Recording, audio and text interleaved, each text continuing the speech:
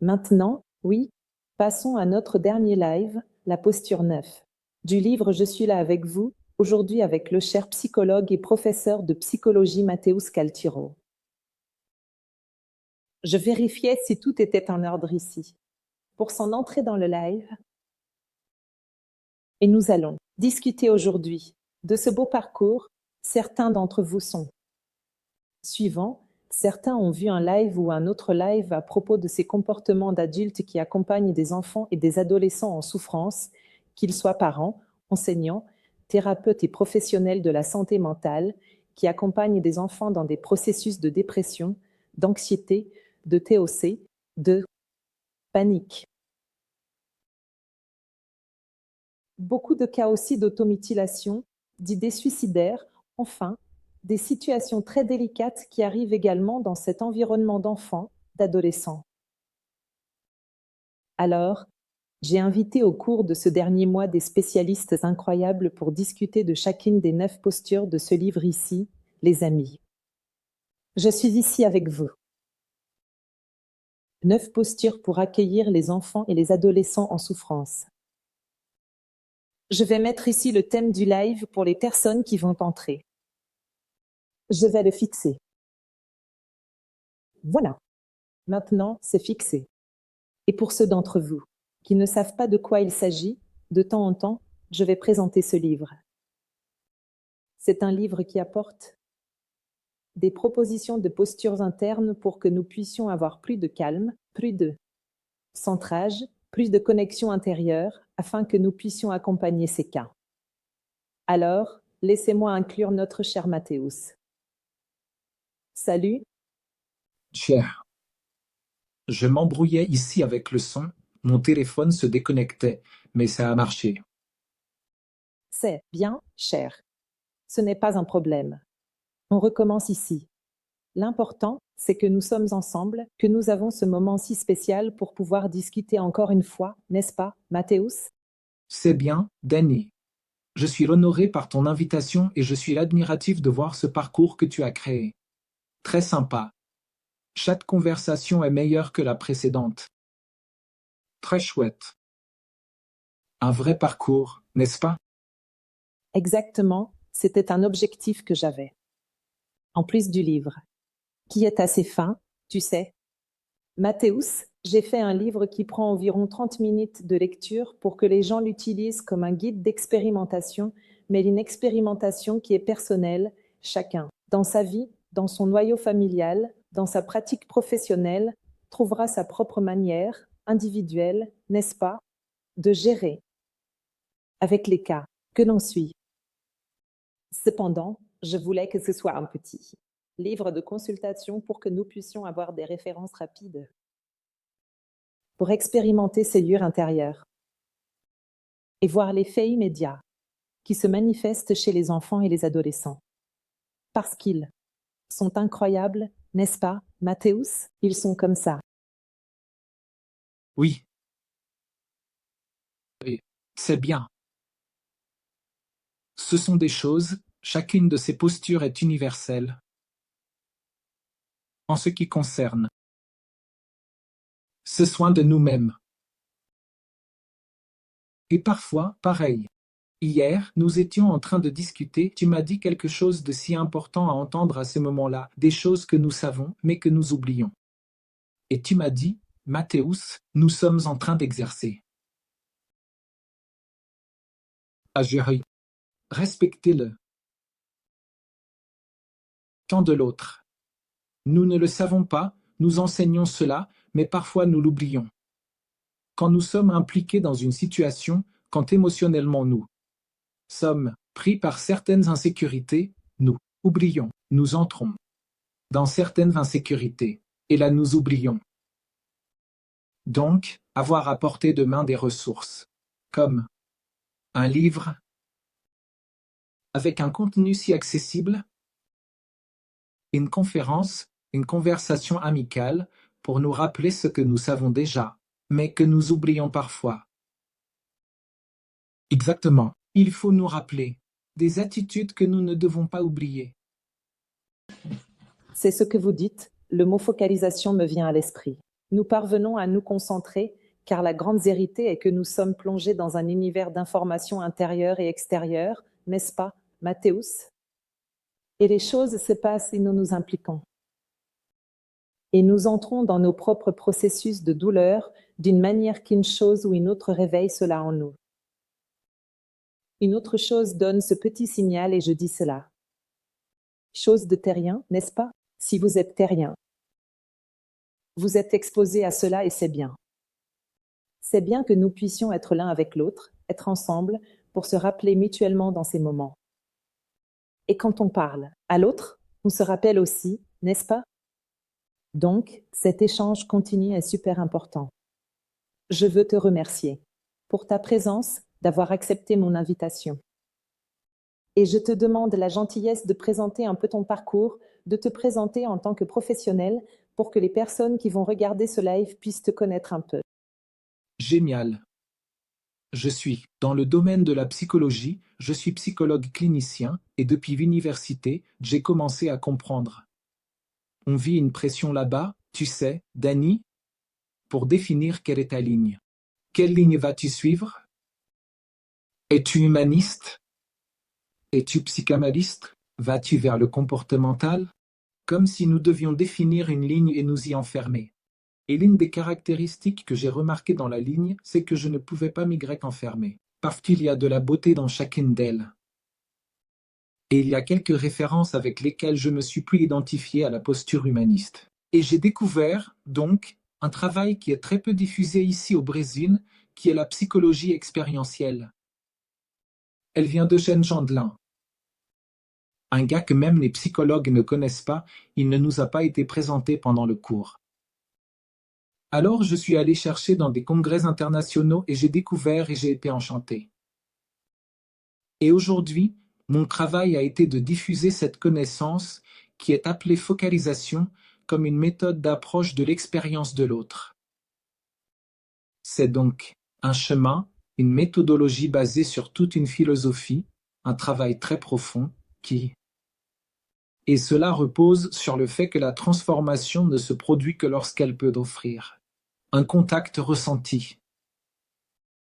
Sinon, rationnellement, théoriquement, nous n'arriverons pas à atteindre la transformation que nous espérons. Alors, dans le cabinet, il a commencé à créer des recherches pour prouver que les personnes qui s'amélioraient en psychothérapie avec une marge d'erreur de 1 pour 1000. Rédiger ces recherches, tout est ici, sur notre chaîne. J'ai narré un article, je l'ai mis sur la chaîne, uniquement avec le résultat de ces recherches.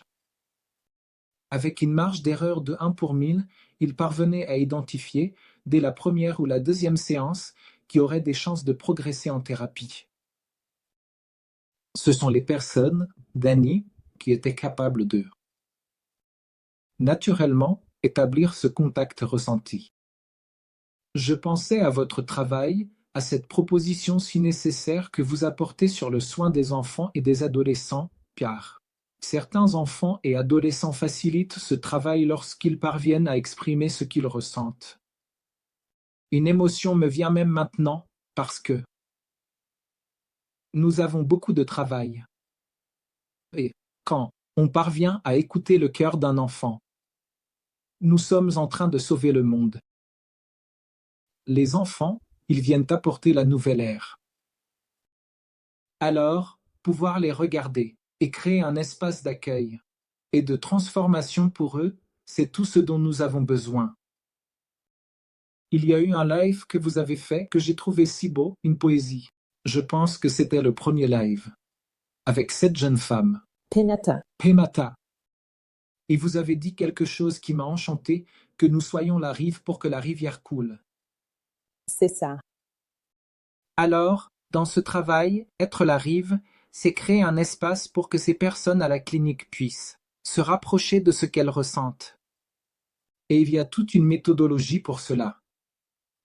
Et il a découvert qu'il y a certaines personnes qui savent déjà faire cela naturellement. Elles arrivent, Danny, et parlent d'elles-mêmes, et en parlant d'elles-mêmes, comme je le fais maintenant, je m'émeus, puis je parle de mon émotion. Je vois que tu es aussi très, très sensible, que tu vis cela aussi. Parfois, dans tes lives, tu prends un moment pour t'émouvoir. Et il y a des gens qui n'y arrivent pas, qui ne savent pas faire cela. Ce n'est pas qu'ils ne ressentent pas, mais ils n'établissent pas autant de contact. Donc, ceux qui s'améliorent en thérapie sont ceux qui établissent naturellement ce contact. Ces personnes, je dis à mes élèves que si on ne les dérange pas, elles s'améliorent. Il y a une perturbation qui gêne quand elle amène la personne vers le rationnel et l'éloigne du sens qu'elle est en train de vivre. Mais certaines personnes, et ces personnes-là, ont une chance beaucoup plus grande de s'améliorer.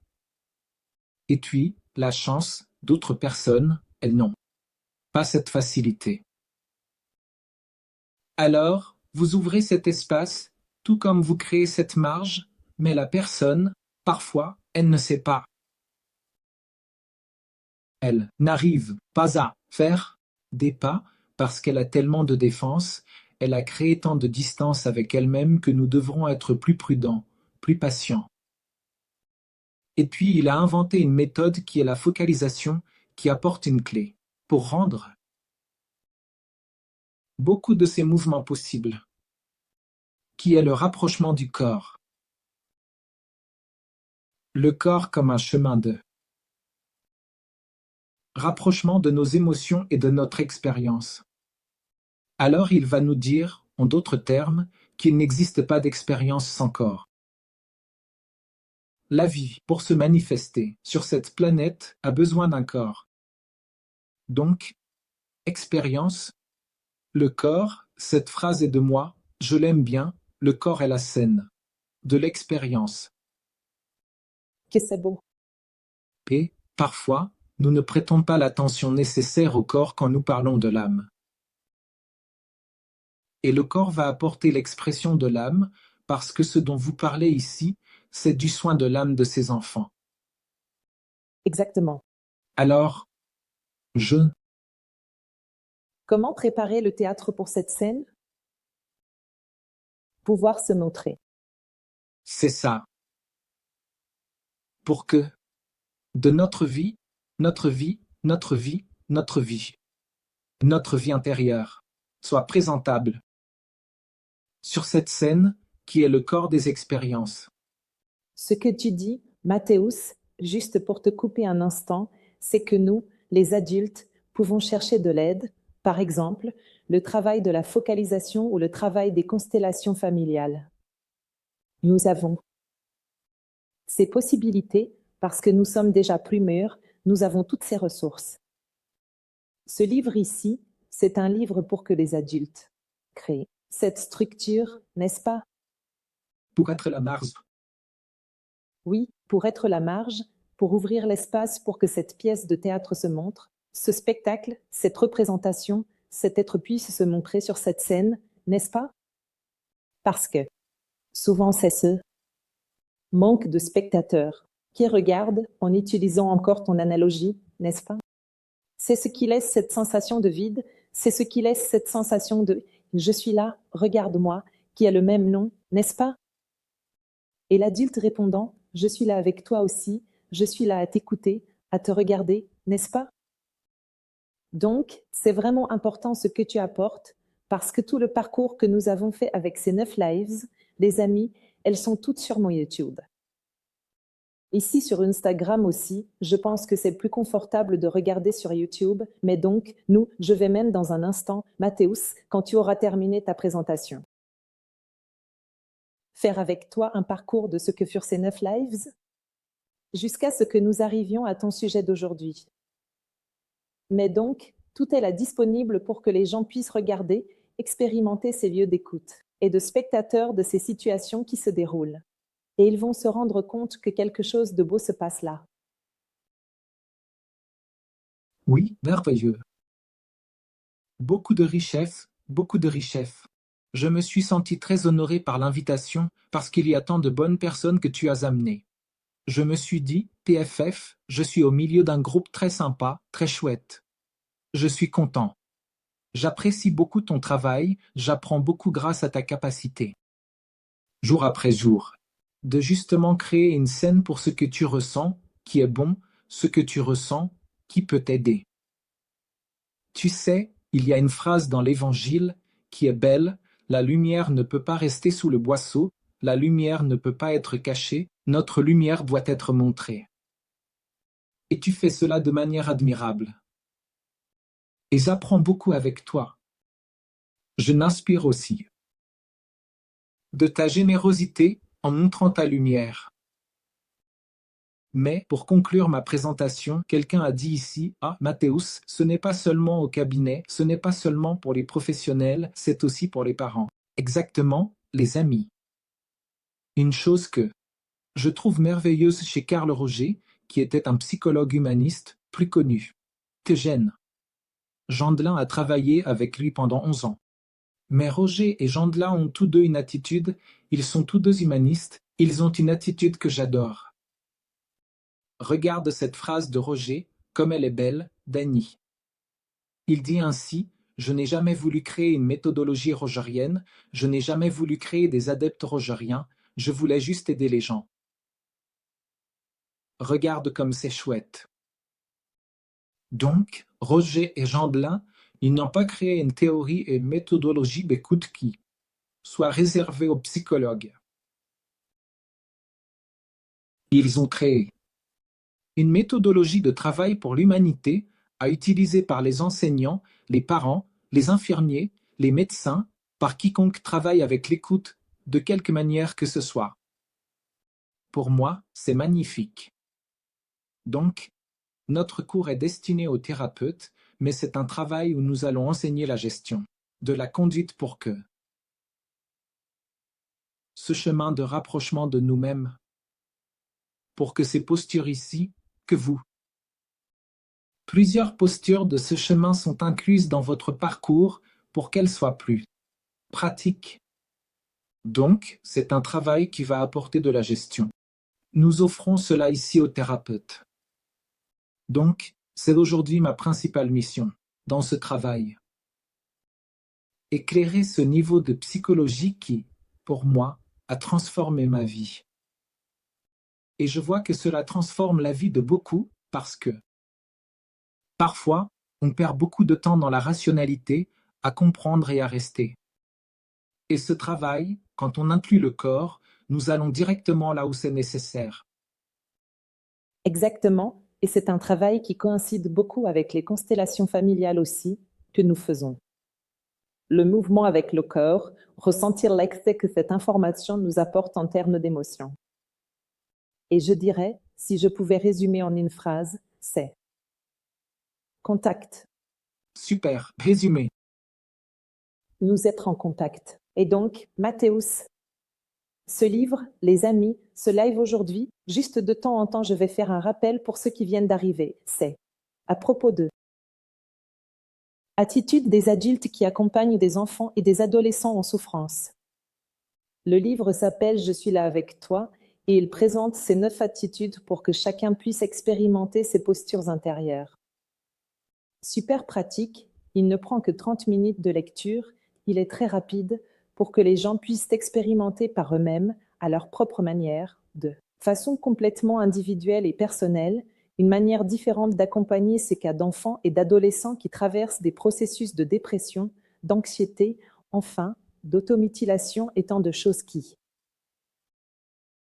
ont été augmentées de façon exponentielle pendant la pandémie.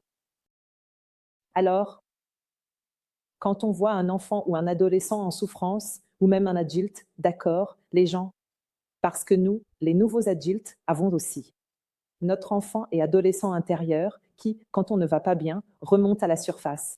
On le ressent comme s'il était, vous savez, exposé, d'accord?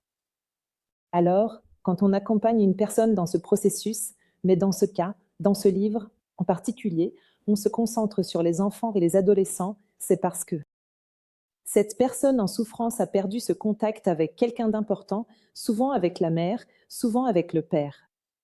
Dans le cas des enfants et des adolescents, parfois avec d'autres personnes du système, par exemple dans l'interaction sociale. À l'école, il s'est passé quelque chose là-bas.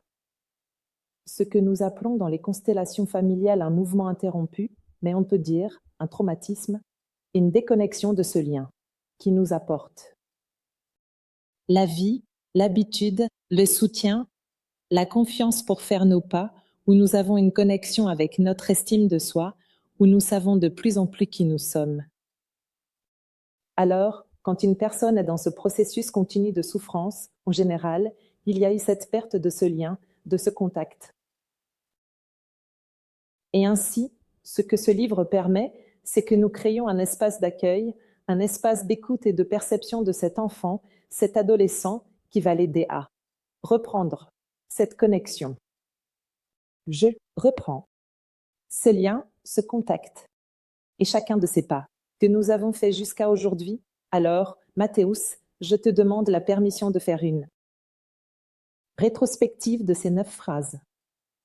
Génial, faisons une promenade aujourd'hui, nous terminons aussi ce parcours de 9 étapes. Et cela peut être surtout pour les gens qui sont ici sur ma chaîne, qui viennent des gens qui arrivent maintenant et qui n'ont pas suivi. Alors, je trouve ça très bien que tu fasses ce parcours et nous arrivons maintenant à cette 9e étape. C'est ça. Et donc, les amis, il vous suffit de cliquer pour me suivre ou suivre Mathéus ici sur cette flèche en haut. Là, sur mon profil, il y a le lien pour pouvoir acquérir le livre. Le livre sera également disponible pour une personne qui a demandé s'il sera possible de l'acheter en Angleterre, à l'étranger, pour la livraison d'un livre physique. Oui, il y en aura, je vais publier cela. Je pense que demain ou dans les prochains jours. Cela sera aussi sur mon profil. Mais allons-y.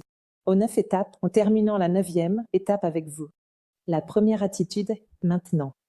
Je suis ici avec vous, je suis désolée pour votre douleur. Quand je dis ce maintenant, c'est comme si je faisais un ancrage dans le moment présent. Je suis ici, ce n'est pas que je n'étais pas là avant, mais j'amène la personne au présent et souvent nous sommes perdus. Dans nos pensées ruminantes, dans nos récits, alors on tire vers le présent. Je dis, je suis ici avec vous, n'est-ce pas? Maintenant, je suis ici avec vous et je suis désolée pour votre douleur.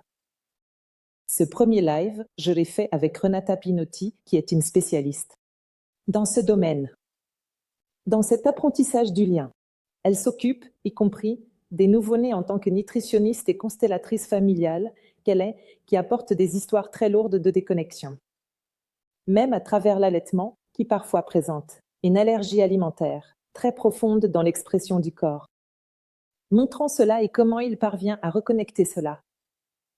Ah, mais bon Dani, comment, n'est-ce pas, le bébé apporte déjà ce type de traumatisme, ce type de situation, comment est-ce possible? Alors, nous avons toujours cette vision très systémique, familiale, où parfois nous portons des symptômes physiques et émotionnels, d'histoires très anciennes. Dans notre système, n'est-ce pas?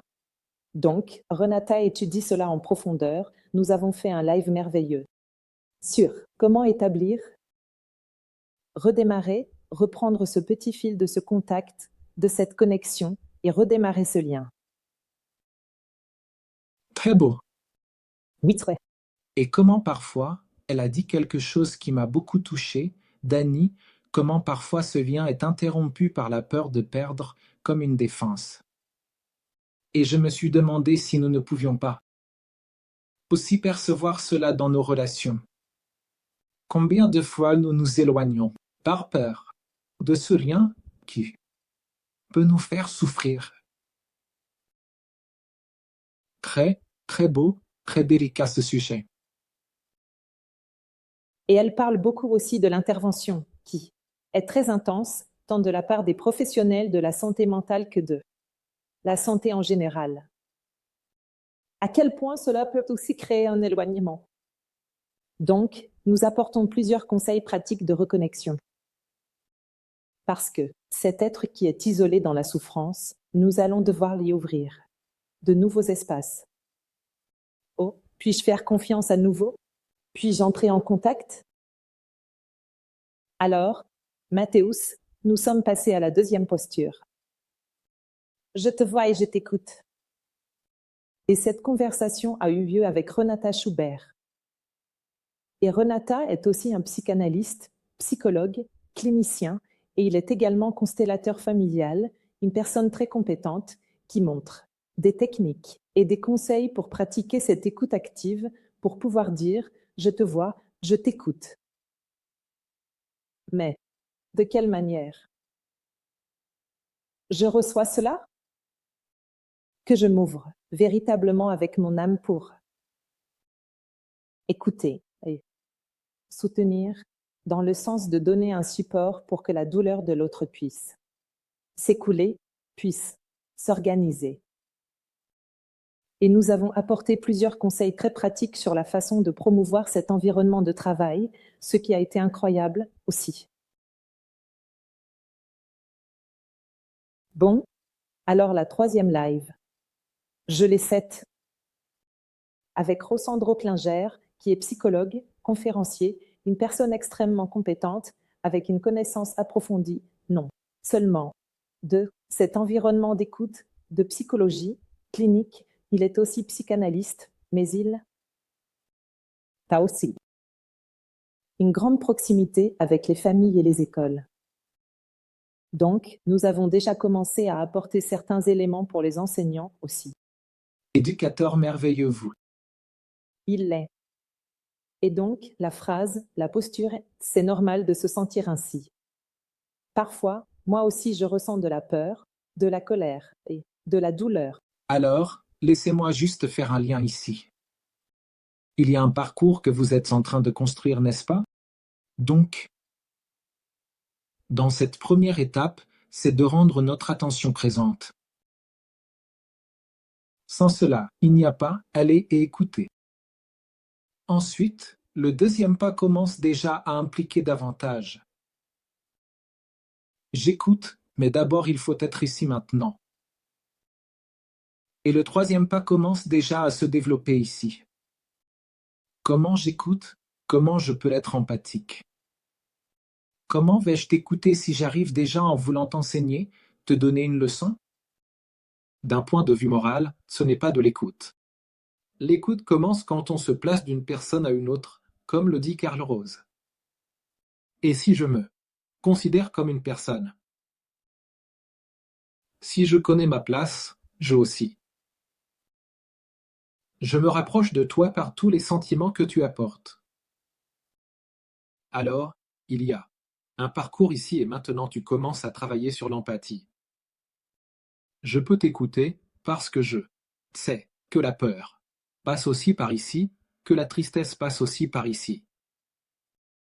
Si cela ne passe pas, la colère passe aussi par ici. Si cela ne passe pas, tu n'es pas parmi nous sur cette planète. Ceux qui sont ici dans ce bateau, nous nous rapprochons par les sentiments. Alors, je pense que cette attitude, maintenant vient apporter une invitation à une grande humilité. Qui crée une connexion, qui crée un lien quand c'est possible. Exactement, et ainsi. Quelque chose de très intéressant. C'est comment les adultes vont faire cela. Parce que les adultes, quand ils sont ici, en raison d'être plus âgés, d'être responsables des petits et des adolescents, non, qu'ils valent plus, ce n'est pas ça. C'est parce qu'ils sont responsables qu'ils prennent soin de ces êtres. Et alors, comment cet adulte peut-il rester équilibré et bien pour ne pas tomber ici et entrer en conflit, en dispute, n'est-ce pas? Et alors, comment puis-je fraterniser dans cette humanité dont tu parles de ce côté? À côté, cependant, sans perdre l'autorité et la place, la compétence et la responsabilité qui lui appartiennent, tu comprends? Parfait, parfait. Et il y a beaucoup de confusion là, Mathéus, beaucoup. C'est bien d'en parler, parce que parfois les gens ont peur, ou les parents, de s'affirmer, et de perdre la morale. De se perdre là-dedans, alors. Et il est très important de savoir que je ne perds pas mon respect. En me montrant comme une personne. Je ne perds pas ma force, si je peux me rendre vulnérable à certains moments. Nous vivons une crise. J'ai fait un post aujourd'hui, Dany, sur lequel j'ai passé beaucoup de temps hier, en le construisant avec beaucoup de soin, qui dit ceci. Un extrême attira toujours son opposé. Alors, nous vivons avec cette question des familles, dans cette question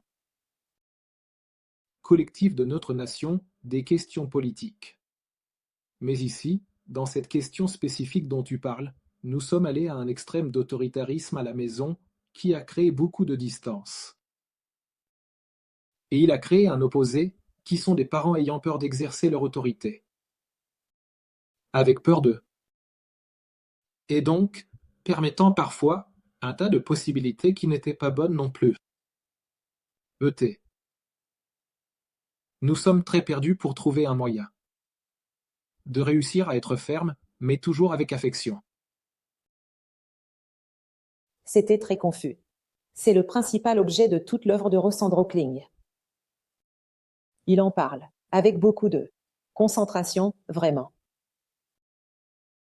Cette vulnérabilité, ce contact avec notre part, pour que cela ne se répète pas autant dans la relation avec les enfants, dans la relation éducative, parce que sinon, on finit par vouloir nier les parents. Et cela mène à un endroit qui rend ses enfants insécurisés, qui rend ses enfants. Oui. Qu'est-ce que c'est? Sans référence, sans cette perception de sécurité. Vraiment d'être là, mince, j'ai un sol, j'ai une stabilité, alors elle se retrouve parfois très perdue. Et alors, comment pouvons-nous poser des limites, respecter la nature? Je pense que c'est une question, Mathéus, pour notre génération. Et c'était une question difficile à répondre. Alors, comme je suis en train de discuter ici, en faisant ce live, je plaisante en disant que je fais toujours mes lives. Pas vraiment, n'est-ce pas? Mais, j'écris mes livres avec mon âme à genoux. Pourquoi? Parce que je suis aussi mère, j'ai aussi eu besoin de toutes ces. Et j'ai continuellement besoin de toutes ces ressources, mais ainsi, ce n'est pas facile de gérer ces parties, les nôtres, n'est-ce pas? C'est une affaire très difficile, de réussir à soutenir tout cela. Alors, Rossandro et moi, dans ce live 3, nous avons apporté une série de réflexions dans ce sens et de espace d'auto-perception pour les parents, les enseignants, enfin, les soignants, pour dire, eh bien, se rendre vulnérable n'est pas synonyme de perdre son autorité. Parlons un peu de cela. C'était donc un live très beau. Tellement. Et puis, ensuite, le mercredi, nous avons discuté de nous sommes ensemble pour gérer ses sentiments. C'était avec Rose Verillo. Et c'était très intéressant car je ne m'étais pas rendu compte de ce que cette phrase importait. C'est drôle, n'est-ce pas? Parfois, on écrit des choses et ce sont ces choses qui nous écrivent. Pendant le live, une pétale s'est ouverte. Pour moi, n'est-ce pas? C'est bon. Quand on dit « nous sommes ensemble pour gérer ses sentiments », j'ai écrit pour dire « regarde, je suis ici avec toi et nous allons gérer ses sentiments ». Parce qu'il y a une différence entre souffrir ensemble, qui est de se confondre, entrer dans le conflit, entrer dans le trop. Parfois, la personne ne va pas bien, tu entres là et tu restes. Tu entres dans un processus qui devient une souffrance commune. Autre chose est de ressentir ensemble. Je ressens avec toi. Et je suis ici pour laisser de l'espace à cela. Et, en plus, dans cette relation avec les enfants et les adolescents, étant cette rive de la rivière, apportant cette sécurité pour que la rivière coule selon sa propre nature. C'est-à-dire, ils se forment. Que nous sommes ensemble quand on dit qu'on est ensemble. De quelle manière? Alors vous apportez, les gens, cela doit être une manière ressentie. Cela doit être une manière où la personne se sente vraiment accueillie, se sente. Et là, il me vient une autre chose quand je t'écoute parler de cela maintenant, qu'au premier abord, je me suis dit, quelle est la différence entre cette quatrième posture? Et la première? Elle semble très similaire, mais j'ai vu une différence maintenant.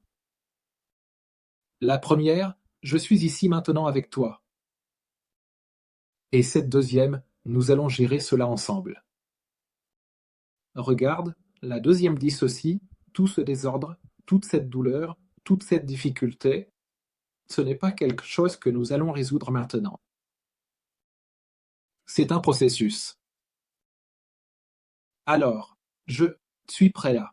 Marcher avec toi dans le processus qui est de résoudre cela, ce qui peut prendre, mes amis, des années.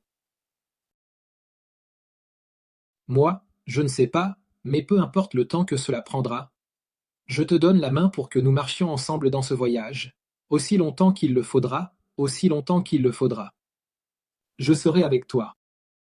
Oui, et il y a aussi une chose, Mathéus, les 3 premières postures, elles sont très axées sur l'accueil, sur le fait d'être présent, sur cette reconnexion. Celles des 4, 5 et 6 sont des postures où cette reconnexion a déjà eu lieu. Elle a déjà eu lieu, pas de manière absolue, mais quelque chose est déjà en train de se construire, car ce sont 3 étapes initiales de beaucoup d'accueil. Et maintenant que nous sommes ensemble, nous allons gérer cela ensemble. Tu comprends? Les 3 lives suivantes, les 3 postures suivantes, elles traitent de la solution. Une nouvelle étape. C'est une nouvelle étape. J'ai accueilli, j'ai renforcé, je suis resté debout. Et dans ces 3 suivantes, c'est « nous allons résoudre cela ». Comment cela se résout-il? Ce ne sera pas dans la manière en voulant imposer ma façon de faire. Ce sera quelque chose que nous allons gérer ensemble. Et puis, ce pétale qui s'est ouvert, dont je t'ai parlé pendant le live avec Rose Verillo, c'était aussi cette vision du systémique. Parce que souvent les gens pensent que quelqu'un avec un symptôme dans la famille, par exemple, un enfant avec ce symptôme, c'est juste lui, comme s'il était le bouc émissaire unique, et totalement détaché du noyau familial. Et, en fait, souvent, les enfants et les adolescents portent en eux des questions de la maison, de la mère, du père, d'un frère qui n'est pas né. Des choses que nous savons clairement, n'est-ce pas? Alors, quand on parle de ce symptôme, Il suffit de faire un spectacle pour montrer cela, n'est-ce pas? Et la constellation fait un spectacle pour montrer à quel point c'est courant. oui, c'est là que cela est apparu. Nous sommes ensemble comme quelque chose de systémique aussi. C'était ce pétale qui s'est ouvert. Parce que, quand, et j'ai utilisé cette analogie dans tous les lives, je vais l'utiliser aussi dans le 9e, c'est une émotion refoulée qui remplit ce réservoir d'eau, disons, de la famille. Et alors? Il y a ce petit tuyau-là, que nous appelons le trop-plein pour pouvoir signaler quand c'est déjà trop plein, le réservoir d'eau commence à déborder. Ah, trop plein, l'eau sort par le trop-plein. C'est de là que vient cette expression. Comment ça, l'eau sort par le trop-plein? Le trop-plein, c'est ça. C'est un petit tuyau en haut du réservoir d'eau. Ah, ça commence à sortir, alors éteignez le robinet pour ne pas remplir davantage. N'est-ce pas? Alors, ce chemin, parfois, est le symptôme qui apparaît chez cet enfant ou cet adolescent, mais qui apporte toute une histoire familiale. Nous sommes, oui, ensemble, et ce n'est pas pour culpabiliser, ce n'est pas pour alourdir les parents. C'est la nature d'être humain. Les familles ont cela, et les enfants et les adolescents, Berlinger était très clair. Avec cela, il dit qu'ils aiment plus, leur amour est immense. Leur amour est un amour aveugle, c'est un amour qui fait tout pour les parents. Ah, mais mon enfant est en colère, mon enfant est agressif, quel amour est-ce? Mon enfant est adolescent et il est manipulateur, ceci, cela, violent. Tout cela, les gens, c'est un cri de douleur. Tout cela est un cri de secours. L'agressivité, la colère. La manipulation aussi, aussi gênante soit-elle, est un mécanisme de demande d'aide. Vous savez? Alors, c'est dur d'entendre cela, mais nous devons voir que, quand nous soulevons le masque de la colère, ce qui se trouve en dessous est une profonde tristesse, une profonde sensation d'abandon. Alors, comme le disait aussi Berlinger, la colère est un sentiment secondaire. Normalement, le sentiment primaire, c'est une profonde tristesse, un profond désarroi, une insécurité, enfin. Alors, dans ce live 4, nous avons regardé cela, vous savez, avec Rose Verillo qui a été, elle aussi, merveilleuse, cette expérience. En s'ouvrant déjà à comprendre qu'il ne faut pas se séparer de votre enfant dans ce processus.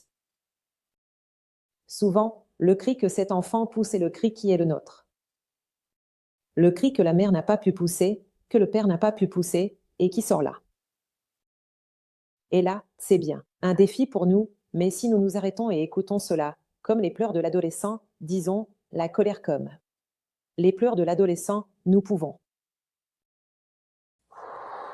respirer et traverser cet endroit et dire, je suis là, je te vois, je t'écoute, je te vois.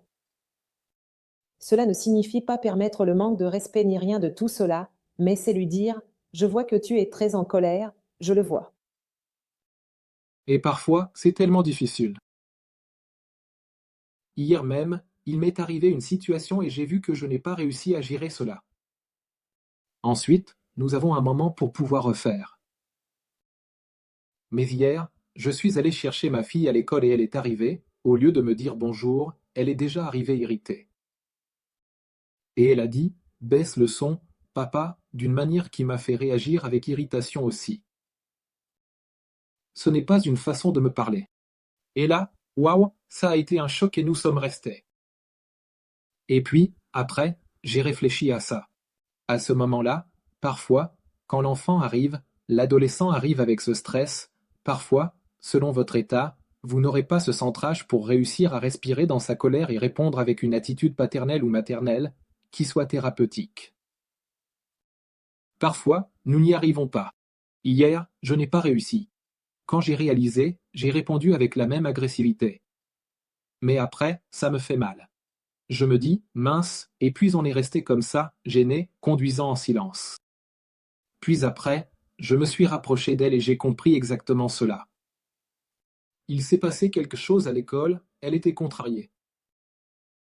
Elle vit un moment super tendu dans sa vie. C'est une adolescente que nous avons ici, avec toutes les dynamiques. Et puis je suis revenu, en apportant une nouvelle façon de voir. Quand notre regard change, les amis, tout a déjà changé. C'est quelque chose de magnifique dans la constellation, et Dany a beaucoup à dire à ce sujet. Tout ce que nous faisons dans la constellation n'est pas d'apporter une solution définitive, mais un nouveau regard. Parce que quand je regarde et que j'entre, j'inclus une information que je ne considérais pas à un moment donné, la réalité est quantique. Elle a déjà changé. Et alors je me désarme avec elle. Je veux juste faire une. C'est une histoire prémerveilleuse que tu as apportée. Pourquoi? Tellement commun, tellement humain. Nous tous. C'est cette chose quotidienne. Alors, que faisons-nous? Ce premier indicateur de ce silence, j'aime. Être proche de ma fille, j'aime. Être proche. Je n'aime pas me disputer avec elle. Je n'aime pas. C'est ça. Alors, donc, ça, les gens, c'est ce qu'on appelle un certain sentiment de culpabilité, un certain remords. Qu'est-ce que j'ai fait? On perçoit une opportunité de régler un peu le bouton de volume, parfois, ou de pouvoir se. Ce livre fait partie d'une série que je veux créer, qui est Conscience, essai et pratique. C'est un petit label, ici appelé Conscience, essai et pratique, où nous avons remarqué quelque chose qu'il était un excès et c'est bon, c'est humain, ça, les enfants en bénéficieront toujours aussi. Dans d'autres aspects que nous ignorons des excès que nous commettons. Ainsi, l'humanité a toujours été, maintenant nous n'avons pas besoin de rester là-dedans. Alors, pour les parents qui veulent expérimenter une expansion de leur conscience, que peuvent-ils faire? Revisiter la scène, parce que, c'est sûr, cela va se produire 500 autres fois. Avec toi, n'est-ce pas, Mathéus? Certainement. Comment je travaille aussi dans mon cours, dans mon mentorat, où nous faisons beaucoup cela. Nous revisitons la scène. Je ne peux pas changer le passé, mais je peux apprendre de lui pour créer un nouvel avenir. Et là, j'expérimente de nouvelles réactions, tu sais. Parfois c'est le silence, parfois c'est un oups, quelle frayeur. Ou waouh, n'est-ce pas? Ou parfois c'est je suis là, ma fille, tout va bien, calmons-nous ainsi. Enfin, tu expérimentes une série d'autres réactions possibles, mais sans te blâmer pour ce qui est passé. Rien de tout cela. Nous Nous accueillons, nous nous percevons comme humains, nous nous soutenons et nous nous proposons de nouvelles attitudes. Et là, tu t'entraînes à cela, comme je le dis, on fait notre musculation et ça va arriver, que le cri va revenir à nouveau, que tu auras déjà répété et tu te dis, aujourd'hui j'ai un peu plus d'énergie dans mon réservoir ici et je vais essayer une nouvelle attitude, n'est-ce pas? Alors, c'est très beau ça. Et c'est vraiment un exercice, n'est-ce pas, Danny? Parce que, ainsi, quand on va bien, c'est là que j'ai vu l'importance. Tu parles aussi, dans plusieurs lives, de l'importance qui est, nous apportons ici des postures qui sont idéales. Mais, en pratique, comme je donne ici mon exemple, nous ne sommes pas dans des conditions idéales pour gérer ces situations. Allô? C'est. Parfois, nous n'allons pas y arriver et c'est là que cela doit être un processus à apprendre. Et l'importance que tu mentionnes toujours, que je dis aussi toujours ici pour moi, pour les thérapeutes, c'est de prendre soin de nous, d'avoir notre espace pour pouvoir gérer nos difficultés, nos émotions, parce que moi aussi, à ce moment-là, je vivais une tension interne. Alors, quand elle arrive avec son attention, cela a provoqué un choc, où elle apporte quelque chose à notre relation qui n'avait rien à voir avec notre relation. Et je lui renvoie quelque chose, qui n'avait également rien à voir avec notre relation, mais c'était des questions qui étaient ici en suspens et cumulées. Je me suis souvenu d'une autre situation où j'ai écrit un texte une fois. Je l'ai lu. À propos du vélo. Je me souviens que tu as fait un commentaire là-bas sur ma fille. L'aînée qui est venue avec son vélo et a heurté la petite. Elle n'a pas réussi à freiner. Et elle a heurté la petite, et la petite là, quand j'ai vu le vélo. Allez, cela m'a donné un désespoir. Elle a heurté. Je me suis mis à crier après elle. Mais ma fille, pour l'amour de Dieu. Et elle était déjà effrayée parce qu'elle n'a pas réussi à freiner. Et alors? Ça a créé une tension parce qu'elle n'était pas fautive, elle n'a pas heurté volontairement, elle n'a pas réussi à freiner. Mais je n'ai pas pu gérer mon désespoir. À ce moment-là, en voyant ce grand vélo foncer sur la petite, ma petite, elle est très maigre, très frêle. Il ne s'est rien passé, elle n'a pas été blessée, mais mon désespoir a amené cela. Et alors? Ça m'a fait mal la façon dont j'ai empiré la situation, et parce que ma fille était aussi là. Effrayée de ne pas avoir pu freiner. Et alors, sur le moment, j'ai eu besoin de temps, je suis sorti pour respirer, et c'est ce que tu as dit. On commence déjà à visiter ces endroits. En travaillant sur soi, la compréhension de ce qu'on doit faire devient de plus en plus rapide. Parfois, nous ne pourrons pas revenir en arrière de la même manière, comme tu l'as dit.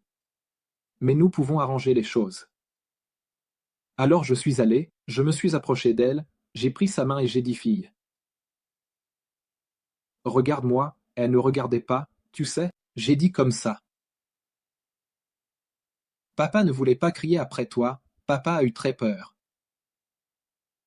Et là, elle ne me regardait pas, je lui ai juste demandé de me regarder, de regarder dans mes yeux, j'ai eu peur. Puis, quand elle a regardé, nous avons respiré ensemble et à partir de là, il n'y avait plus rien à dire, plus besoin de rien, mais ce moment de reconnexion a été très important. Et là, l'importance que j'appelle maintenant. Ce petit geste, regarde dans mes yeux, parce qu'elle écoutait ma voix, mais avec la tête baissée, et elle me disait, je ne suis pas, je ne te reçois pas encore, papa.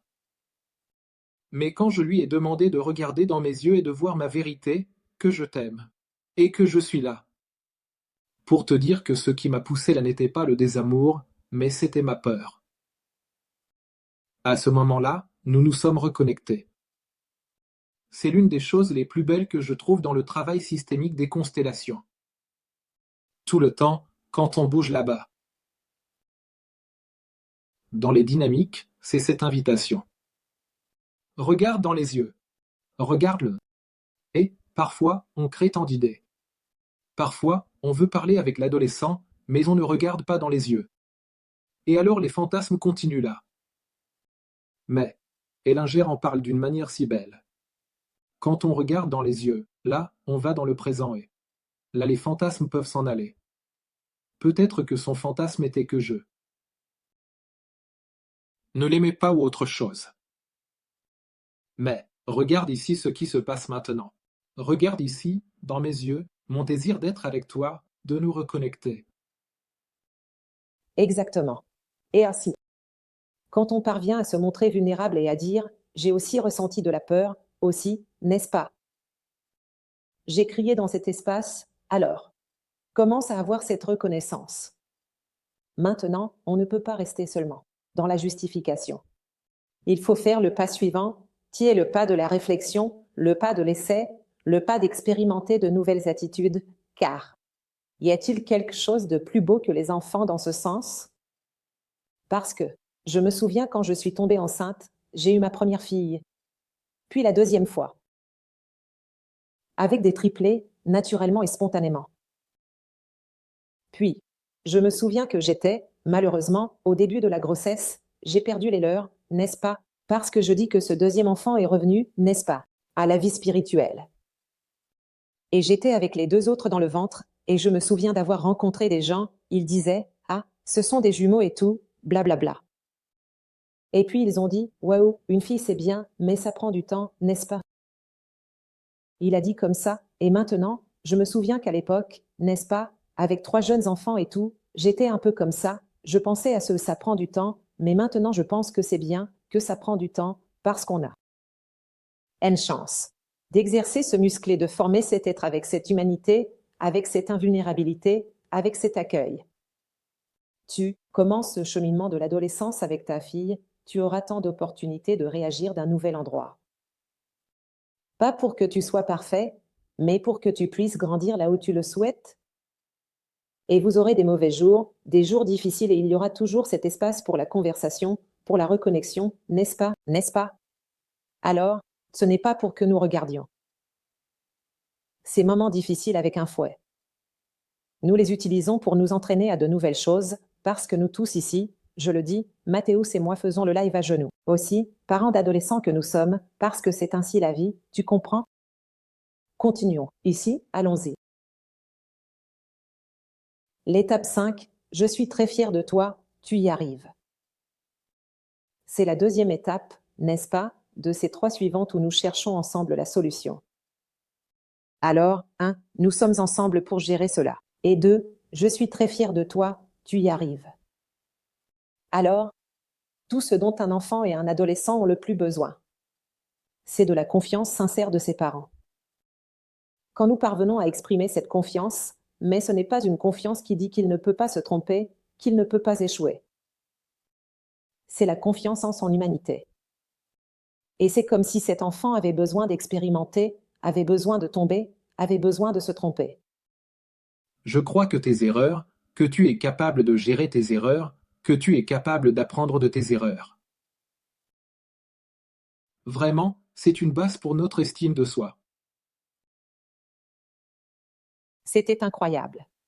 Et ce live était avec Hélène Vieira da Fonseca, qui est une spécialiste en pédagogie systémique, professeure, éducatrice, et elle forme plusieurs enseignants à avoir cette perspective des constellations familiales à travers la pédagogie systémique pour aider les enfants qui vivent des situations de harcèlement à l'école, des processus de déconnexion avec les matières, avec les notes, bref, des choses assez complexes pour réussir à se reconnecter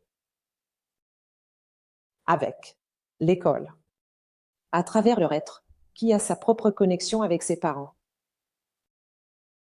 Alors, quand les enseignants voient les parents et sont au service des parents, les choses tout cool, d'une manière très différente au collège. Très beau, très nécessaire. Les gens, ceux qui arrivent maintenant, toutes ces postures, nous en sommes à la 5e, font partie de ce livre que Dani a apporté, et elle est ici, ce livre est disponible ici dans ses stories, et pour chacune de ces postures, elle a fait un live qui est disponible ici sur Instagram. Sur YouTube, alors il vous suffit de les regarder là-bas. Vous savez, aujourd'hui, c'est le dernier live de notre série. C'est très beau, regardez quelle dynamique merveilleuse. Les professeurs réussissent à inclure les parents des élèves dans cette reconnexion, n'est-ce pas? Exactement. Et nous avons apporté, regardez, sincèrement, j'ai terminé ce live en pleurant parce qu'il m'a touché profondément. Aujourd'hui, pour la première fois, elle a pleuré, devant ses enfants. C'est une humanisation qui se produit, mais tu parlais, elle a apporté des exemples si impressionnants. J'en ai aussi apporté quelques-uns. C'était un live très émouvant. Je l'ai terminé les larmes aux yeux parce qu'à la fin, elle a fait un petit geste avec moi. N'est-ce pas, elle, hein? C'est vraiment génial, n'est-ce pas? Alors, quand on parvient à se connecter, on est déjà dansé. Posture de solution. Et je peux dire que je suis fière de toi, de ce que tu trouves comme solution, pas de ce que je veux, n'est-ce pas? Ce que tu trouves est différent, donc il y a une construction qui se fait, que nous soutenons comme cette rive du fleuve pour que le fleuve coule selon sa propre nature, n'est-ce pas? Et là, c'était vraiment, vraiment génial. Et le vendredi, c'était avec Luciana Pinheiro, qui a aussi un travail de thérapeute biographique lié à Rudolf Steiner. Et elle travaille également avec la constellation familiale. Et elle est art-thérapeute. Et nous avons parlé de l'art, comment les enfants et les adolescents s'expriment, n'est-ce pas? Très bien. C'était magnifique. Alors, cette posture-là, comment imagines-tu résoudre cela? Là, c'est vraiment un espace d'expérimentation de cette solution et elle a apporté exactement sa vision de la scène. Elle dit ainsi, toute la vie est un art et ce jeune va communiquer de diverses manières dans ce sens et il va apporter cette solution d'une manière que parfois tu n'es pas prête à entendre. Parfois, tu ne comprends pas quel langage il utilise, si c'est la danse, si c'est la musique. C'est de l'art, donc nous avons parlé d'une série de ressources pour que les parents réalisent que parfois ils invalident le mouvement qui se passe. Et l'enfant se communique à travers cet art. Écoute, ce live était quelque chose d'incroyable, très chouette. Très chouette. En effet. Les 3 postures finales sont 3 postures de célébration et de reconnexion de cet enfant, de cet adolescent avec la vie. Je me reconnecte avec la joie de vivre. Je me reconnecte avec cette traversée que nous avons faite ensemble jusqu'à présent et je peux regarder vers l'avenir. Alors, ce premier de ces 3 lives, je l'ai fait avec Andrei Moreira, qui est maintenant vous savez déjà faire. C'est génial. Et nous parlons du renforcement positif.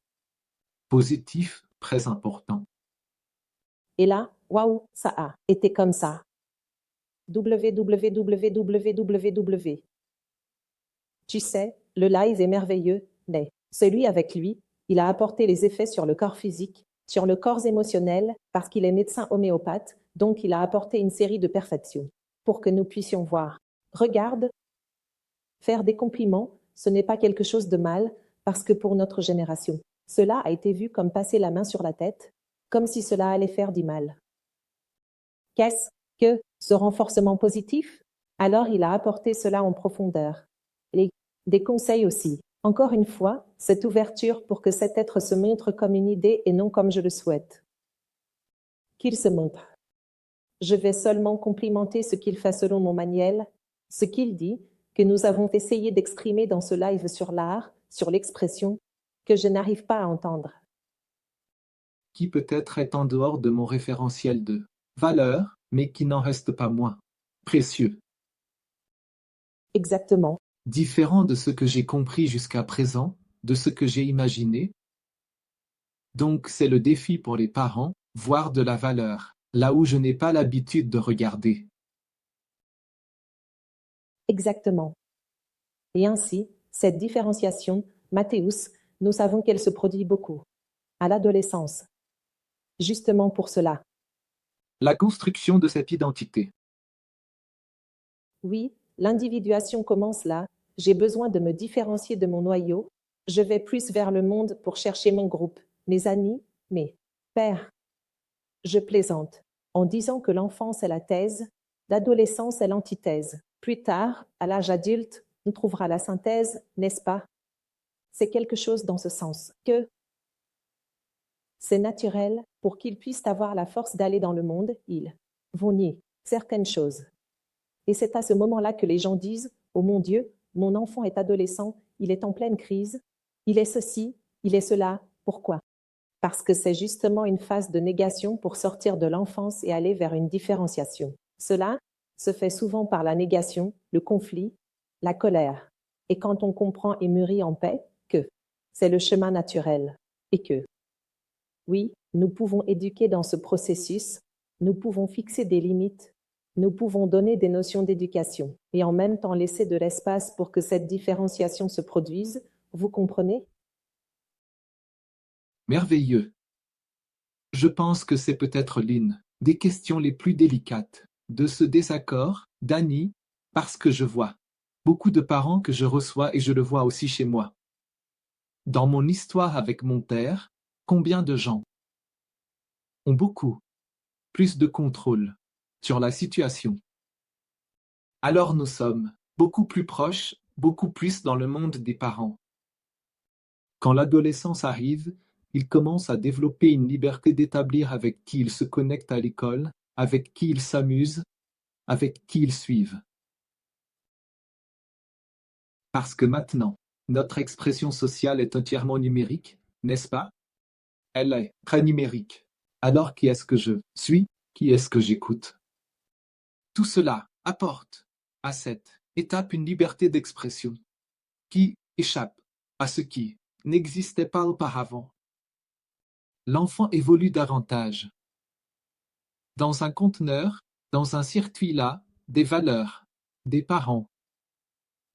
Alors cette adolescence, à ce moment-là, c'est le moment où, d'un côté, l'enfant a besoin d'affirmer une identité propre. Et parfois elle va le faire, comme tu l'as dit, d'une manière qui contredit, d'une manière qui montre que je suis une personne unique, que je suis une personne à part entière, que je suis différent, car c'est l'une des choses les plus importantes que les enfants et les adolescents doivent ressentir. Être valorisé. C'est mon sujet, un peu ici de mon œuvre. Je t'aime pour qui tu es. Cela n'est possible que si je suis capable. Et les parents ont parfois une manie, non, vos enfants, non, vos enfants ne sont pas pareils. La façon dont je parle avec ma petite est différente. Ma plus grande, elle est super douce, elle est super sensible. Tu sais, il n'est pas nécessaire, parfois, d'être plus ferme avec elle. La petite est une lionne en colère, elle me défie, et ne va pas. L'autre niveau n'est pas le même. Tu sais, elles sont très différentes et cette différence doit être vue, validée. Donc, ce n'est pas facile en ce moment où ils cherchent une affirmation par l'individualité. Et cela peut représenter des peurs pour les parents. Et si mon enfant prend ce chemin, que va-t-il devenir? Que va-t-il devenir? Exactement. À ce moment-là, je vais donner un petit exemple d'un père que je suivais et qui a commencé à voir son fils prendre un chemin politique opposé au sien, l'adolescent.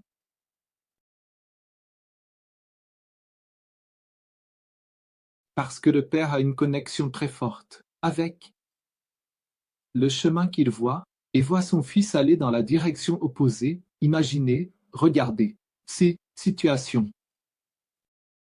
Dans un premier temps, il a dit, nous avons remarqué la façon dont il fermait son cœur par déception.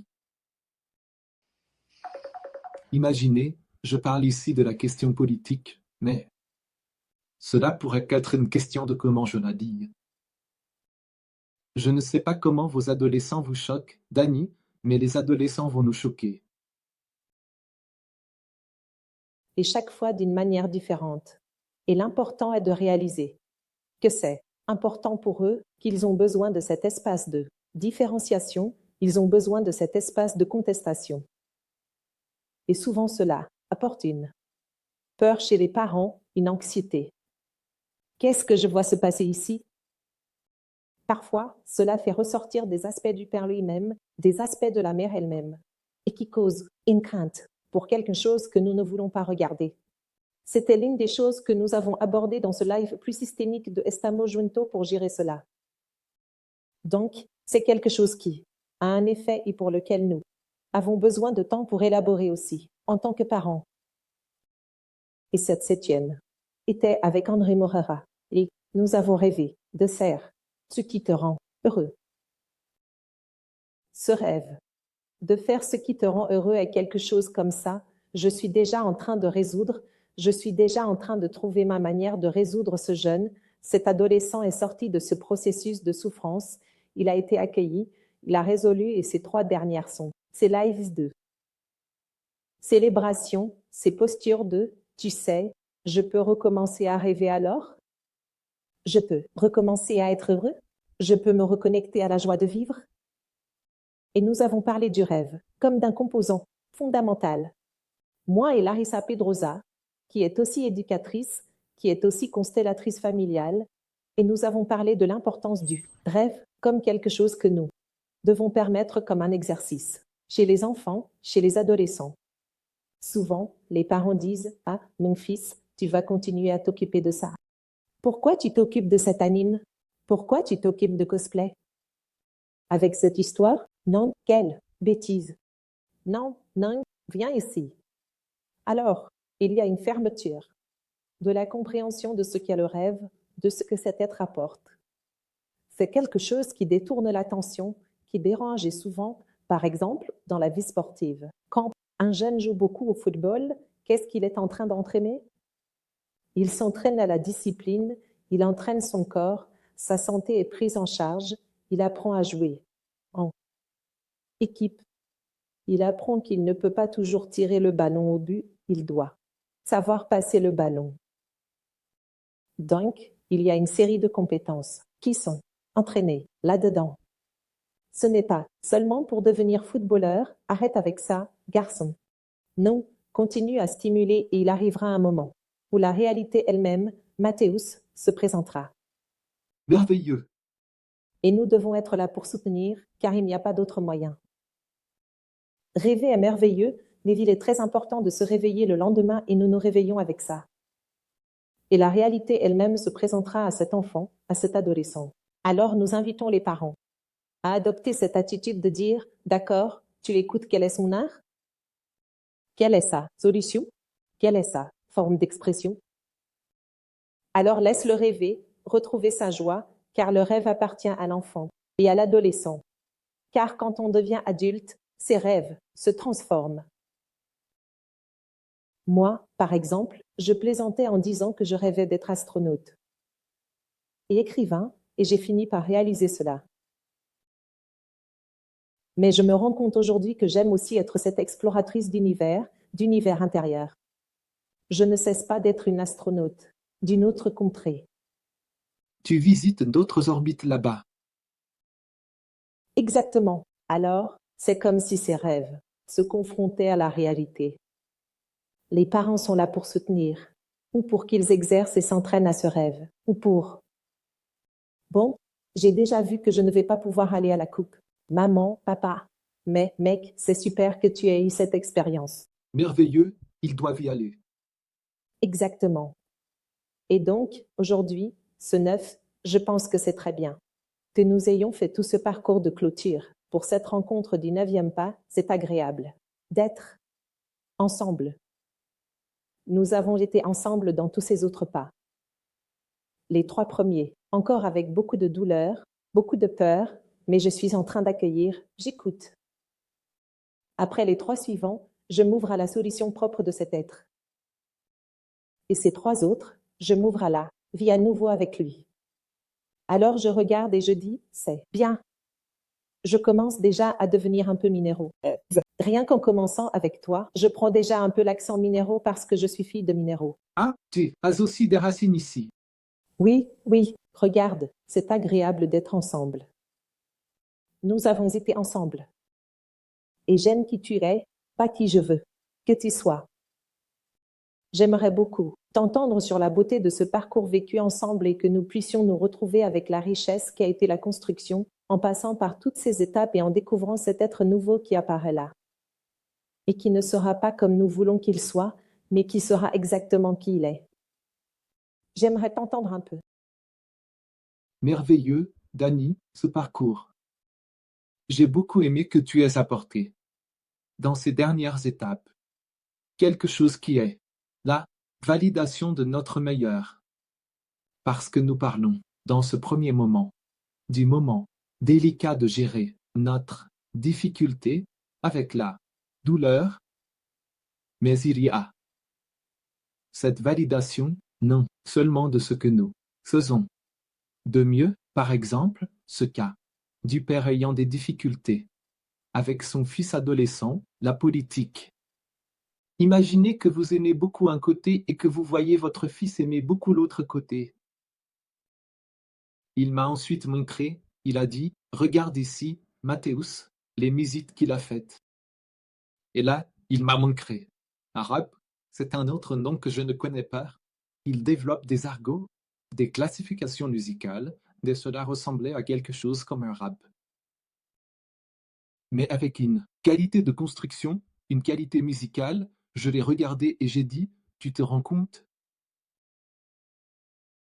Paulo Mathéus, il a tout fait tout seul, il a à peine de l'équipement, mais c'est avec un professionnalisme, tu sais, le chant, les battements, la musicalité, la qualité musicale qu'il a produite, incroyable, et il parle de ça, d'être musicien, et j'ai discuté avec lui, tu arrives à voir de la valeur là-dedans? Alors, une chose, c'est que nous puissions, dans ces 3 dernières postures, valoriser l'art qui se produit, ce qui s'exprime, et qui parfois passe inaperçu parce que je suis tellement dérangé par quelque chose que j'oublie la beauté qui fleurit dans cette autre dimension. C'est un point. Mais quand j'arrive à mon point, je sens que c'est un pas de plus. Il y a déjà un mois, je parlais avec une personne, et elle m'a dit en pleurant, je suis fatigué. D. Associé. Ma valeur à ma productivité. Alors regarde cette question, est-il possible que je parvienne à avoir de la valeur indépendamment de ma performance? Parce que parfois notre performance n'apparaît pas. Parfois elle va apparaître bientôt, tu sais. Et quand tu dis ainsi, j'aime qui tu es, je ne dis pas j'aime ce que tu fais. C'est un niveau bien différent que je pense être le niveau de ce regard christique de Jésus envers cette femme qui était sur le point d'être lapidée. Tu sais? Alors, vois, si nous ne prenons pas aussi des pierres pour les lancer sur ce que nous faisons et que nous n'aimons pas, que nos adolescents font et qu'ils n'aiment pas. Comme si je devais jeter des pierres sur ce qui est fait, en oubliant la personne qui est derrière ce qui est présenté. Alors je pense que cette attitude est la plus spirituelle, la plus transcendante, parce que quand je dis je t'aime pour qui tu es, je dis que je te vois au-delà des apparences, je te vois au-delà de ce que tu fais ou de ce que tu ne fais pas. Il y a quelque temps, nous discutions ici des adolescents qui n'aident pas à la maison, nous commençons à demander. Et une amie à moi disait, mon adolescent, peu importe combien je demande, il ne le fait pas et c'est cette connexion parce qu'elle est très associée à ce que tu sais et non à qui tu es.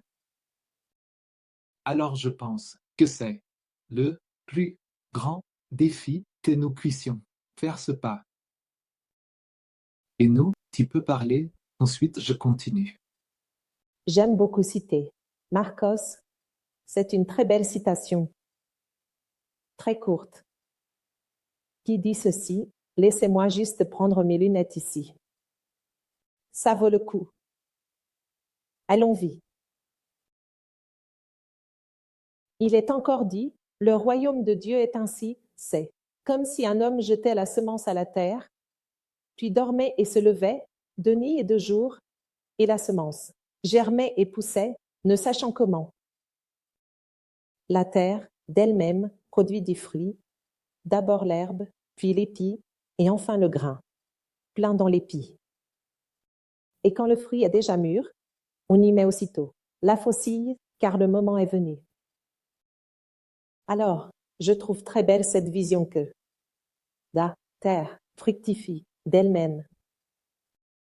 Quand vous laissez cette graine dans cet être, et vous savez que cet être est aussi un être spirituel qui vient d'un long cheminement, vos enfants ne sont pas vos enfants, ils sont les fils et les filles du désir de la vie pour elles-mêmes.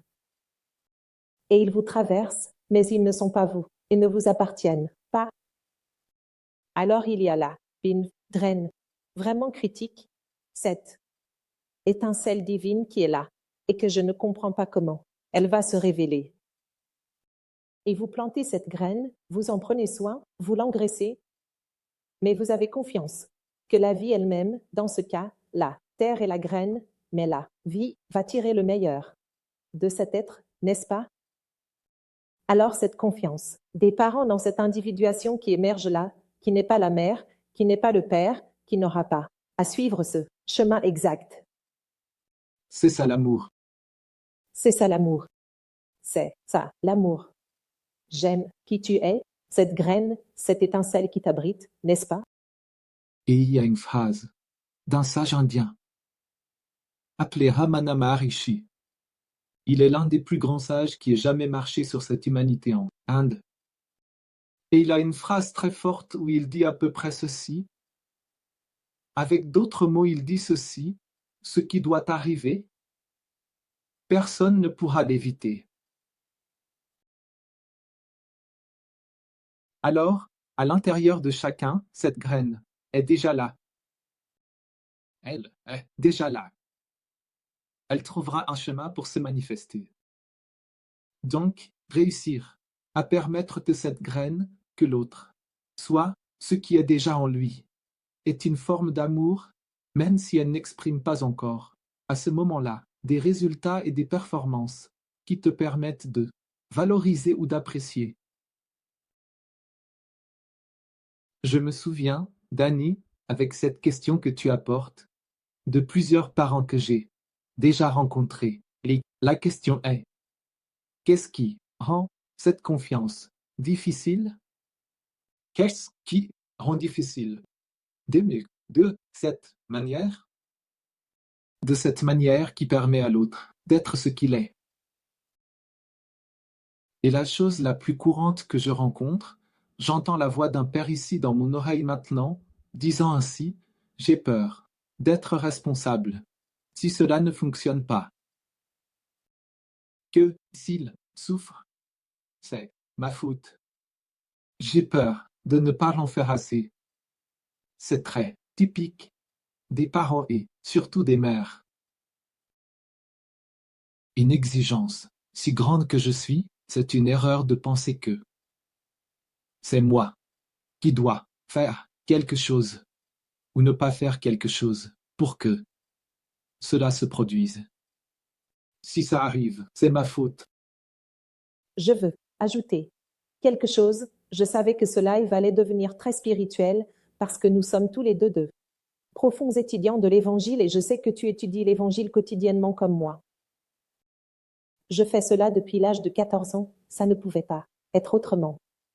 Alors nous sommes ici, mes amis, en respectant profondément la croyance de chacun d'entre vous, même ceux d'entre vous qui ne croient pas en l'Évangile, en Jésus, mais qui croient aux valeurs qui y sont exposées indépendamment de la religion, de l'expression de chacun.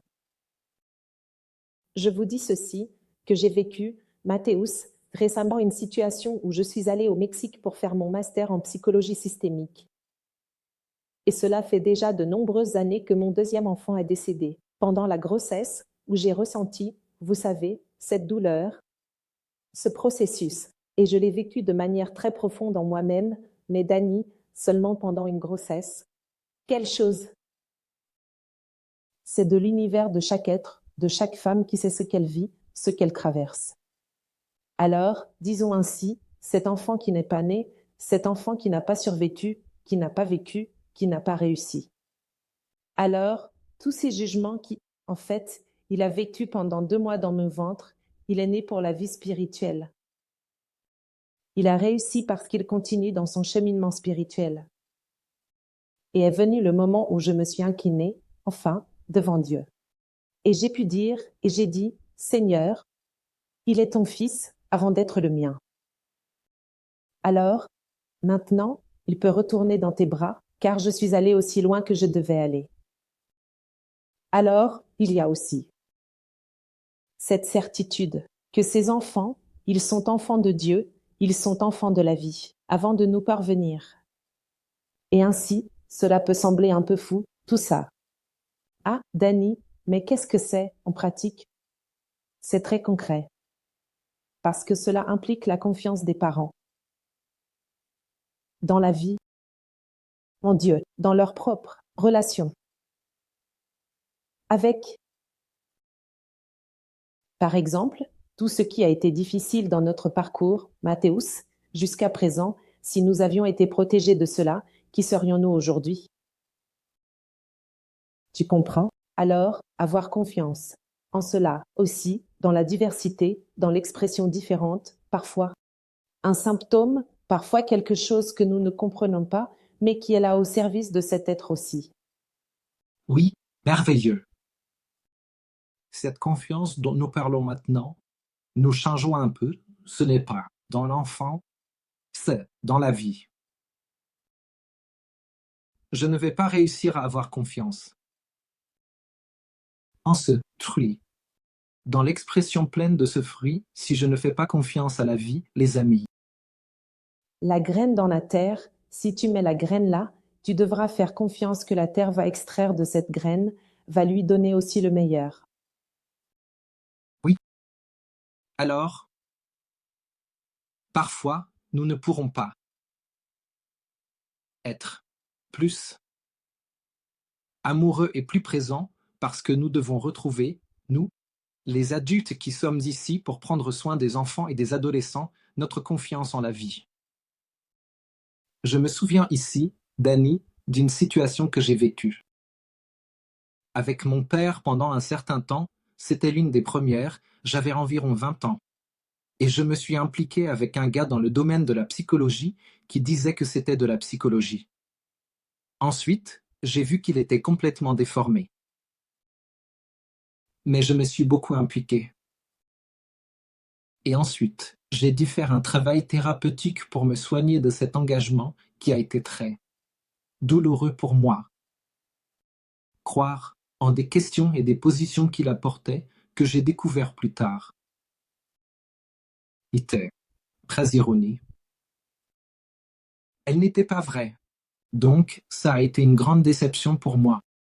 Je pensais que j'avais trouvé un maître. Et puis j'ai compris que ce l'était. Qu'un autre être humain manipulateur en manque, plein de difficultés. Mais, à ce moment-là, ça a été une très grande déception. Et mon père est allé rencontrer ce type, il est resté un moment là-bas et est parti. Et quand il est parti, il ne m'a pas dit grand-chose. Il a juste dit que j'ai continué mon chemin. Mon père, on n'était pas très proches, on ne parlait pas beaucoup à cette époque. Aujourd'hui, je parle beaucoup avec lui. Mais, pendant mon adolescence, on n'arrivait pas à beaucoup discuter. Donc, il n'a rien dit à continuer.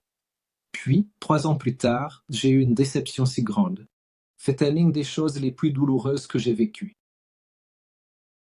Et puis, un jour, j'allais au centre avec lui, et je l'ai regardé et j'ai dit, « Papa, tu étais déjà parti de là. » Tu savais, je suis même ému en disant cela, tu savais qu'il y avait des incohérences là-bas. Pourquoi tu ne m'as rien dit, papa? Tu sais ce qu'il m'a répondu? Avec une phrase d'Emmanuel.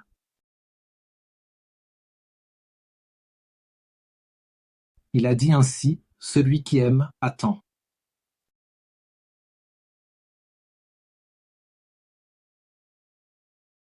N'ai jamais oublié. J'avais besoin de vivre cela, Danny.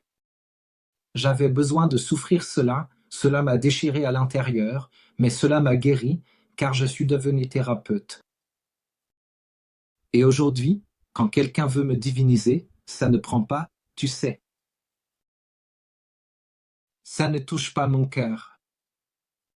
Parce que ce que j'ai vécu m'a tellement fait mal, tu sais, parce que j'ai dit, je ne vais monter sur aucun piédestal.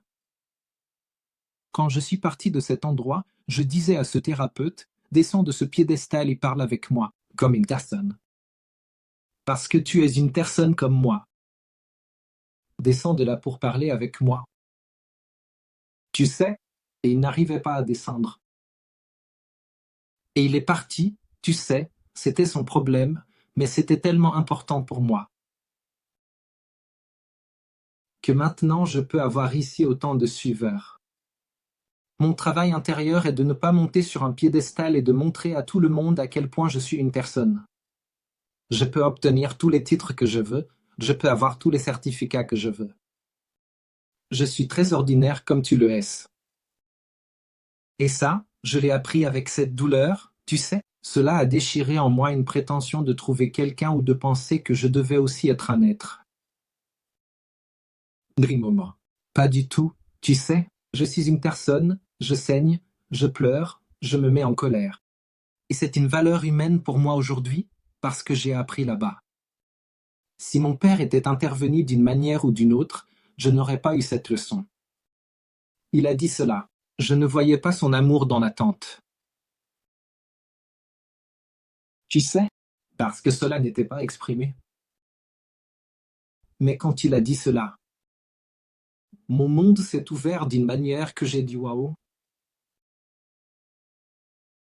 Je ne soupçonnais même pas cet amour. Et comment l'enfant se sent-il en percevant la confiance et l'attente du Père? Il se sent profondément aimé par quiconque viendra. Merci.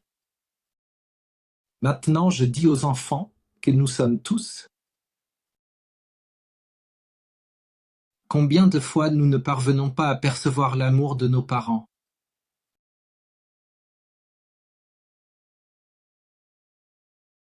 Et peut-être que tout le travail que nous faisons est pour réussir à voir leur manière de nous aimer, de nous connecter à cette manière.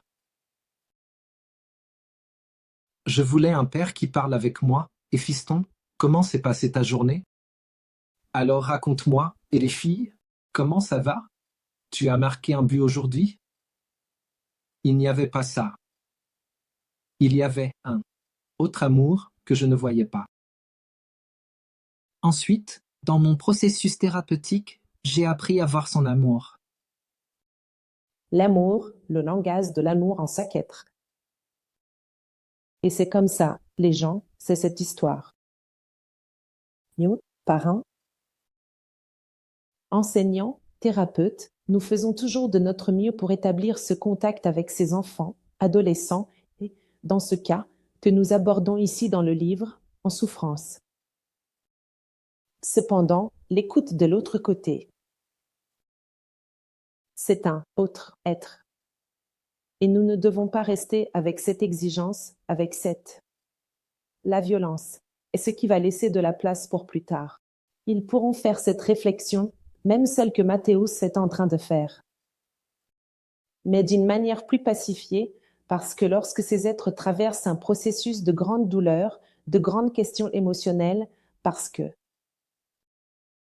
peut-être, je ne sais pas si Mathéus est entré dans ce processus, aussi profondément dans la dépression, l'anxiété dans une telle situation, mais quand on traite avec des enfants et des adolescents en profonde souffrance, il faut faire un pas en arrière.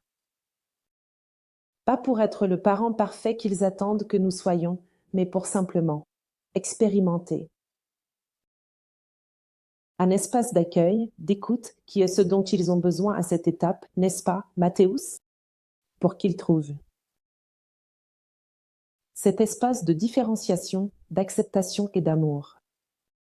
Qui est Entre deux êtres différents, où ils vont se construire dans ce frottement, nous devenons un soutien pour qu'ils se construisent. J'ai vécu des choses comme ça, qu'aujourd'hui je me dis, Waouh, quel endroit où je suis allé. Mais chacun de ces endroits m'a construit, m'a donné des références, des sécurités, des apprentissages que je ne pouvais pas éviter d'aller. Yuam, j'ai fait ça. Et ainsi, regardez ces 9 étapes, cette expérience, au lieu de penser, non Dieu, c'était un désastre qui est tombé sur ma maison, une chose horrible qui est arrivée, mon fils passant par ça, ma fille passant par ça. Et quand vous vous arrêtez et regardez en arrière, sur ce parcours, comme vous avez regardé maintenant cette histoire que vous avez racontée. Nous pouvons regarder et dire ainsi que c'est bon d'être ensemble dans cette traversée. Quel honneur pour moi de t'accompagner dans cette traversée. Quel honneur pour moi de voir l'être que tu es, l'être que tu deviens, l'être que tu crées avec mon soutien et mon accompagnement. Que c'est bon, je t'aime pour être qui tu es. Et j'ai fait cet ancrage à la fin de tous les lives, en disant aux mères et aux pères, oncles, grands-parents, enfin, quiconque accompagne de tels cas, ayez confiance en vous aussi. Ayez confiance en la vie. Ayez confiance dans ce processus que vous vivez. Ayez confiance en vos enfants, vos patients, vos élèves, car quelque chose de grand communique avec nous là-bas.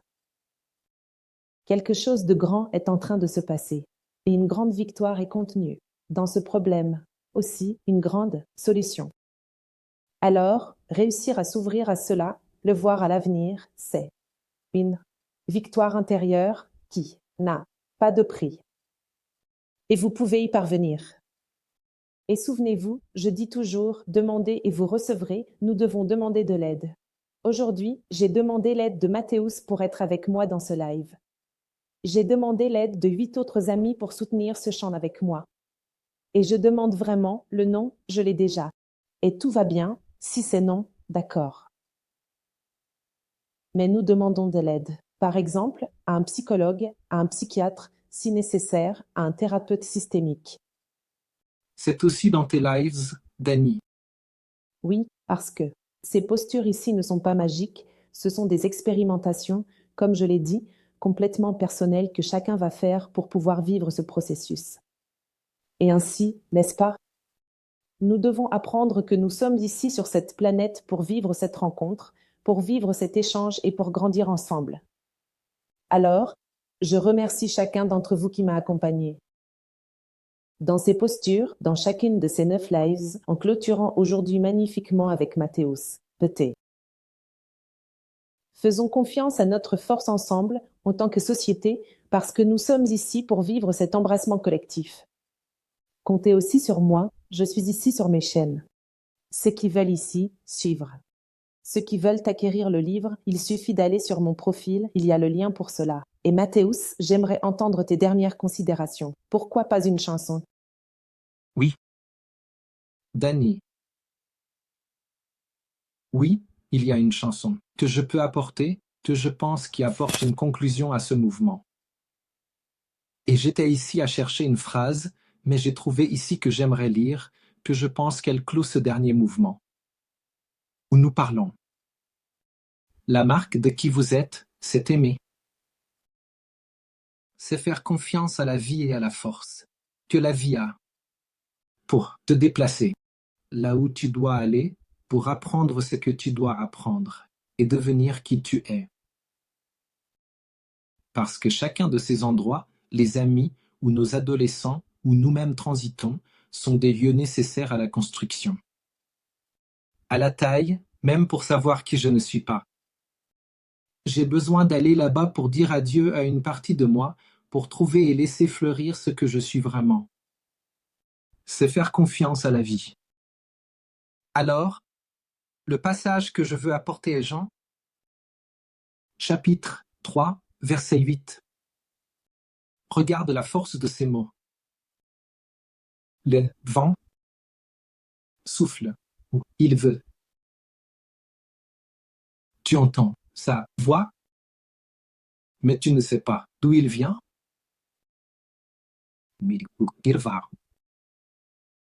Ainsi est tout ce qui est né de l'esprit. Un autre, C'est la force de l'esprit qui veut naître en chacun de nous. Nous ne savons pas, mais elle nous a guidés, elle nous a entraînés à vivre tout ce que nous devons vivre. Alors, aujourd'hui, je vis cette rencontre avec toi, encore une fois, d'une manière merveilleuse. Merci beaucoup pour ton invitation, pour ta générosité, ta sensibilité, ta délicatesse. Je t'admire et je suis heureux de me sentir proche de toi. Et je termine donc avec une chanson. Voyons voir si je vais la chanter, parce que parfois je pleure en chantant et je me lance dans tout, mais je ne comprends pas ce que c'est. Écoute, je pleure aussi, tu ne vas pas pleurer seul. Je pense que quelques autres personnes ici vont pleurer aussi. Je suis très écuménique ici à l'atelier de l'âme. Nous apportons des philosophies orientales, nous apportons des mantras, des chants d'Ambanda, des chansons évangéliques, des chansons spirites. Donc, nous avons un espace très écuménique. C'est une louange évangélique que j'aime beaucoup.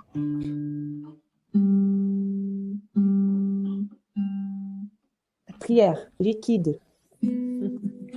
Oui, pour moi, le chant est la prière la plus puissante. Je plaisante que. Je plaisante toujours, n'est-ce pas? Avec une phrase de ma mère, elle dit que les pleurs sont la prière liquide. Les pleurs sont la prière liquide, que c'est beau. Et la musique est la prière chantée. Ça arrive là, ici, dans mon cœur. Je ressens parfois comme un tourbillon qui m'attaque et me jette à terre. Tout espoir que j'ai. Alors, je regarde autour et je me sens seul. Même s'il y a des gens autour de moi, je réalise que le meilleur endroit est d'être près de celui qui est plus grand. À thèse, mon table. Ici et là, face. Et le Père s'occupe de tout pour toi. Repose-toi dans les bras de celui qui te veut du bien. Le Père ne méprise. L'appel de personne. Calme-toi. Abandonne-toi. Attendez. Tout ira bien, tout ira bien. Viens ici, dans mon cœur. Je ne ressens plus ce tourbillon. Et au sol, je vais juste me prosterner, car mon âme veut t'adorer. Mes yeux regardent vers le ciel et se souviennent que Dieu est fidèle. Et c'est de là que vient le secours. Parce que son soin va toujours au-delà.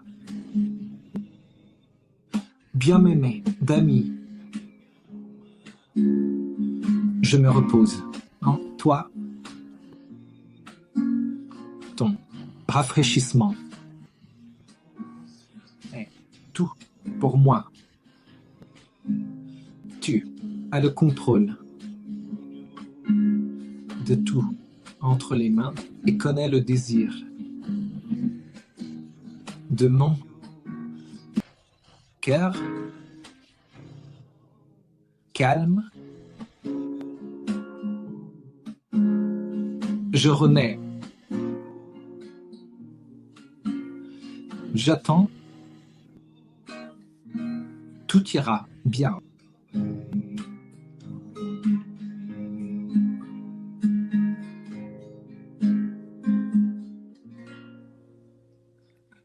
Que c'est beau. Merci beaucoup, Mathéus. Nous avons battu tous les records ici de live que j'avais dépassés.